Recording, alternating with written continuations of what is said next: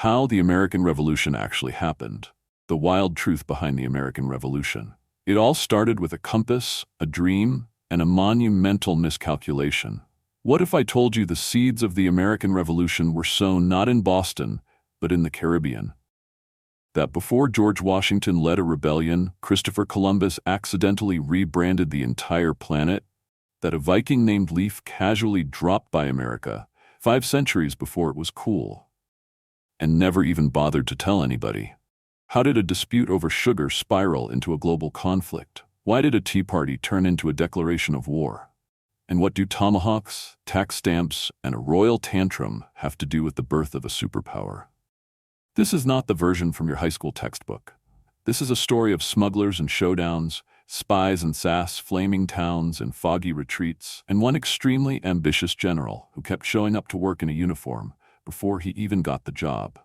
From the icy coasts of Vinland to the fiery streets of Boston, from whispered plots in Philly taverns to cannon fire echoing over Dorchester Heights, you're about to find out how the American Revolution actually happened, with tea and gunpowder. Stick around, because this journey is steeped in rebellion and leaves a powder burn. Christopher Columbus, born in Genoa around 1451, was a man with a plan and a wildly overconfident sense of direction. He believed he could reach India by sailing west, the earth round.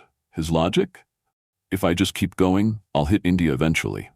What he hit instead was the Bahamas in October 1492. He marched ashore like, "India, I found it." The locals were like, "Sir, this is a Wendy's." But Columbus wasn't listening. He was too busy stealing gold, jewelry, people, and yes, a hammock. Why? Because he was under pressure to bring back something shiny to impress the Spanish crown. And also because, well, he was kind of a jerk. He returned to Spain like a kid showing off souvenirs from summer camp. Behold, tobacco, pineapples, turkeys, and this thing you lie in, it's called a hammock. Revolutionary. Spain was thrilled. The age of exploration was on. Before Columbus ever misread a map, Leif Erikson, son of Eric the Red, was out there doing Viking things. Born around 970 in Iceland, Leif was the original Norse explorer. Around the year 1000, he sailed from Greenland and landed in what is now Newfoundland, Canada, aka Vinland. He found grapes, timber, and land that didn't try to kill him immediately. But unlike Columbus, Leif didn't go full colonialist. He explored, chilled for a bit, and went home. No gold, no hammocks, no PR campaign, just vibes. Fast forward to the 1700s. The French and British were both eyeing the Ohio River Valley like two toddlers fighting over the same toy. The French started building forts. The British were like, "Excuse me, that's our imaginary land." The French shrugged and said, "C'est la vie," and kept building. The British were not amused. To settle the matter, the British sent a young, ambitious Lieutenant Colonel George Washington. He led a small force to confront the French. After a brief skirmish, the French commander surrendered. Cue awkward moment. One of Washington's native allies, misunderstanding the vibe, tomahawked the French commander's skull open. Washington was like, that's not what I meant by decisive action." Oops. That little misunderstanding kicked off the 7 Years' War, a global conflict that made the world go boom. Britain emerged victorious in 1763, gaining Florida and all of France's North American territories. But the war left them £60 million in debt, which, in 18th century terms, is like maxing out every credit card and selling your horse. So Britain turned to its colonies and said, "Hey, we protected you, pay up." The colonies replied, "We didn't ask you to. Also, no." In 1764, Parliament passed the Sugar Act, which forced colonists to import sugar and molasses only from Britain, imposed duties, taxes on those imports, cracked down on smuggling with stricter enforcement. It was less about sugar and more about control. Colonists were like, "Wait, we're being taxed and we can't buy the good molasses from the French anymore? This is a sticky situation." Then came the Stamp Act of 1765, which required a tax stamp on legal documents, newspapers, playing cards, basically anything made of paper. It was the first direct tax on the colonists, and it hit them where it hurt, their wallets and their pride. Imagine buying a deck of cards and getting taxed for it. Stamp. Want to read a pamphlet about why the Stamp Act is bad? Stamp. It was taxation inception. The colonists were livid. They had no representation in Parliament, yet they were being taxed. Thus was born the rallying cry, "No taxation without representation." Protests erupted across the colonies. Boycotts of British goods spread like wildfire. Loyalists, those still loyal to the crown, were harassed, tarred, and feathered. Orators like Patrick Henry and Samuel Adams gave speeches that could melt tea kettles. These protests didn't fizzle out overnight. They lasted for years, intensifying with each new tax and act. The colonies were transforming from grumbling subjects into full-blown revolutionaries. In 1766, after the Stamp Act flopped harder than a fish on a dock, Parliament repealed it, but not without a parting shot. Entered the Declaratory Act, which basically said, "We still totally own you. Parliament has full authority to make laws binding the colonies in all cases whatsoever." Translation: "We're still your boss. Don't get cocky." This was Britain's way of saving face. They repealed the Stamp Act to calm the economic storm, but they couldn't resist flexing their imperial muscles on the way out. Next up, the Townshend Acts. Parliament, still broke and still stubborn, slapped import duties on glass, lead paper, paint, tea. It was like Oprah's evil twin. You get a tax, and you get a tax. The colonists were like, seriously, again? So they boycotted British goods again. British merchants, feeling the economic burn, begged Parliament to chill. Eventually, all the taxes were repealed except for tea, because apparently Britain was emotionally attached to taxing beverages. In 1768, Britain sent 1,000 troops to Boston to enforce order and remind the colonists who was boss. The troops camped out on Boston Common in Faneuil Hall and even tried to take over the Manufactory House, which the locals refused to vacate. Tensions skyrocketed. Soldiers were everywhere, drinking rum, chasing women, and getting into brawls with locals over jobs and honor. Boston was a powder keg, and someone was about to light the fuse. On March 5, 1770, a lone British guard at the Customs House was heckled by a group of patriots. The crowd grew. Snowballs flew, then rocks, then oyster shells. More soldiers arrived. The crowd jeered, the soldiers panicked. Gunshots rang out. 5 civilians lay dead. The patriots dubbed it the Boston Massacre, and Paul Revere's engraving made sure everyone saw it as a cold-blooded slaughter. The British called it a tragic misunderstanding. Either way, the damage was done. The governor of Massachusetts at the time was Thomas Hutchinson, a loyalist through and through. He supported British crackdowns and was seen as a traitor by many colonists. When locals found out he backed the suppression of protests, they burned his house to the ground. Meanwhile, in Rhode Island, colonists burned a British revenue schooner that had run aground. Subtlety was clearly off the table. On December 16, 1773, the Sons of Liberty, dressed as Mohawk warriors because why not, boarded British ships in Boston Harbor and dumped 342 chests of tea, worth nearly 10,000 pounds, into the sea. It was the most expensive tea party in history. Britain was furious. In response, they passed the Coercive Acts, aka the Intolerable Acts, dissolved Massachusetts. General Assembly revoked their charter, sent 3,000 more troops to Boston, forced colonists to house and feed them. Boston was now under military occupation. The colonies were livid. In 1774, 56 delegates from 12 colonies met in Philadelphia. The lineup was legendary. John Adams, lawyer and future president; John Jay, legal eagle; George Washington, stoic warhorse; Samuel Adams, brewery namesake and rabble-rouser; Patrick Henry, give me liberty or give me death; John Dickinson, rich guy with a quill. Their brilliant plan? Politely ask Britain to stop. Britain's response? No. With diplomacy dead in the water, the colonies told their militias to arm up and be ready at a minute's notice. These were the Minutemen, ordinary farmers and tradesmen with muskets and a cause. General Thomas Gage, born in 1718, was a British aristocrat and seasoned military officer. He'd served in the French and Indian War and was now the military governor of Massachusetts. His mission? Crush the rebellion before it spread. He ordered 700 troops to march to Concord and seize rebel weapons. Paul Revere, a Boston silversmith and member of the Sons of Liberty, was the ultimate multitasker.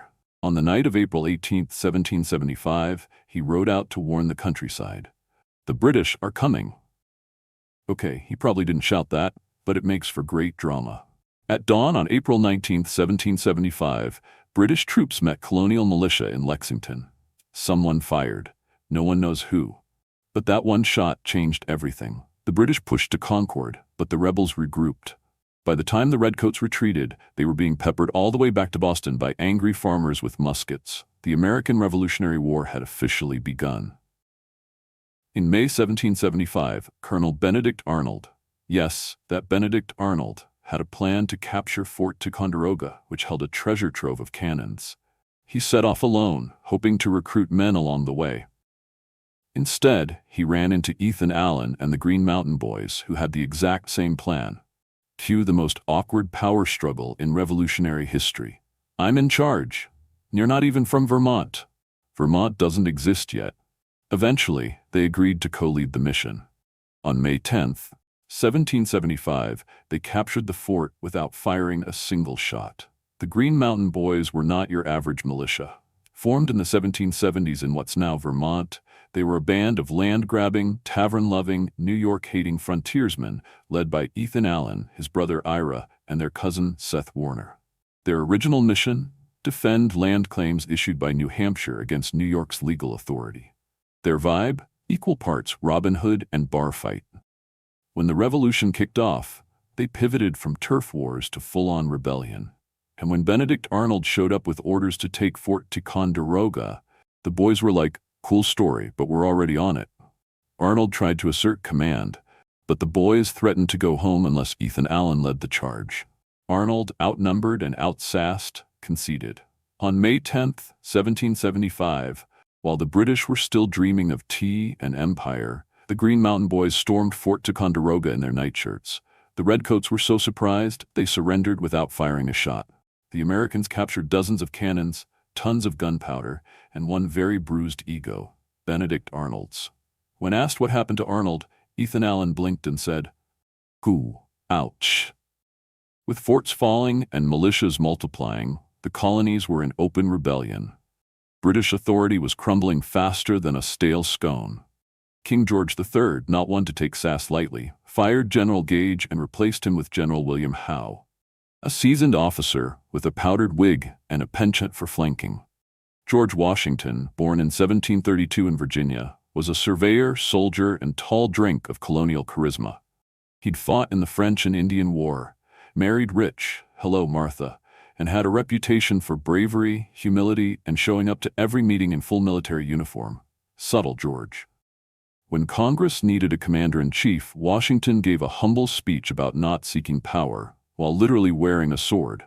Congress was like, yeah, we get it. You want the job. In June 1775, the British planned to seize the high ground around Boston. But colonial spies got wind of it, and the rebels fortified Breed's Hill, not Bunker Hill, but close enough. On June 17th, the British launched 3 uphill assaults. The first 2 were repelled with brutal musket fire. The third succeeded only because the Continentals ran out of ammo. The British technically won, but at the cost of 1,000 casualties to the Americans' 400. It was a Pyrrhic victory that screamed, "This ain't a rebellion, it's war." Still hoping for peace, Congress sent the Olive Branch petition to King George. His response? "I'm gonna kick your, send that to the colonies." The king rejected the petition and declared the colonies an open rebellion. Subtlety was not his strong suit. The British burned Falmouth, Massachusetts, and Norfolk, Virginia, in retaliation for rebel actions. These acts of vengeance played perfectly into patriot propaganda. Overseas, Britain looked like a bully. France and Spain began quietly funneling supplies to the rebels. Still chasing glory, Benedict Arnold led a daring and freezing expedition to invade Canada.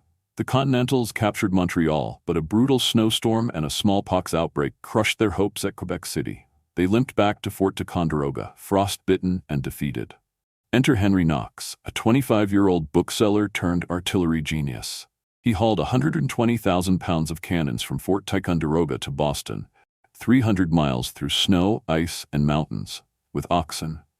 It took 2 months, but when those guns arrived, Washington finally had the firepower to break the siege. In March 1776, Washington's men worked overnight to position Knox's cannons on Dorchester Heights, overlooking Boston. At dawn, the British woke up to find themselves completely exposed. General Howe took one look and said, "Welp, 9,000 redcoats and 2,000 loyalists evacuated Boston on 120 ships. Washington had his first major victory. In January 1776, Thomas Paine published Common Sense, a fiery pamphlet that argued for total independence. It sold like wildfire, over 150,000 copies, and was read aloud in taverns and town halls. It turned the idea of independence from radical to mainstream. Congress tapped Thomas Jefferson to write the official breakup letter. He went hard. All men are created equal, except, awkwardly, for the 100-plus enslaved people Jefferson owned. On July 2nd, Congress voted for independence. On July 4th, they adopted the Declaration of Independence. The colonies were now the United States of America. They celebrated by tearing down a statue of King George and melting it into 42,000 musket balls. King George sent 130 warships and 25,000 troops to New York. Washington dug in at Brooklyn Heights, but the British pulled a sneaky flank. The Americans were routed and trapped between the British and the East River. Then came the miracle. A thick fog rolled in, and Washington's army escaped overnight without losing a single man. The British chased Washington through Manhattan, New Jersey, and into Pennsylvania. The Continental Army was battered, demoralized, and on the brink of collapse. But they weren't done yet. Hey, history buffs. If you're enjoying this epic ride through rebellion and revolution, don't forget to follow us, subscribe, and click the notification bell so you never miss another chapter of our thrilling time travel through history. More battles, bold ideas, and brilliant characters await.